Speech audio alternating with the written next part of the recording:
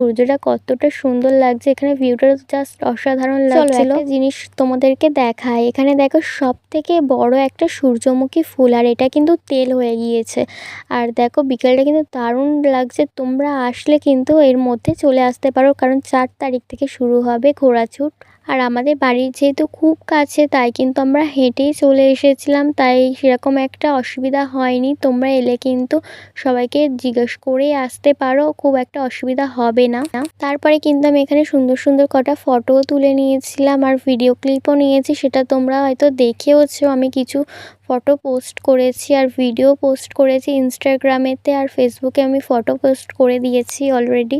আর আমার মতো এরকম ফুল প্রেমী কারা কারা আছে অবশ্যই কমেন্টে সূর্যমুখী ফুলের রিয়াক্ট দিয়ে যেও তো।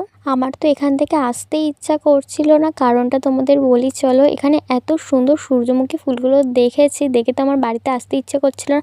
তার সাথে সাথে খোলা মাঠের এত সুন্দর হাওয়া, দেখো ট্রেন যাচ্ছে, আর এদিকে দেখো সূর্যটাও ভীষণ ভালো লাগছিল।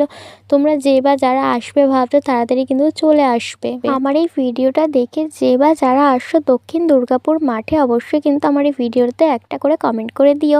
আর এই ভিডিওটা তোমাদের কেমন লাগলো অবশ্যই কমেন্ট করতে ভুলো না, আর ভালো লাগলে অবশ্যই like comment share and subscribe করতে তো ভুলো না। চলো দেখা হচ্ছে নেক্সট কোনো ভিডিওতে, চলো টাটা।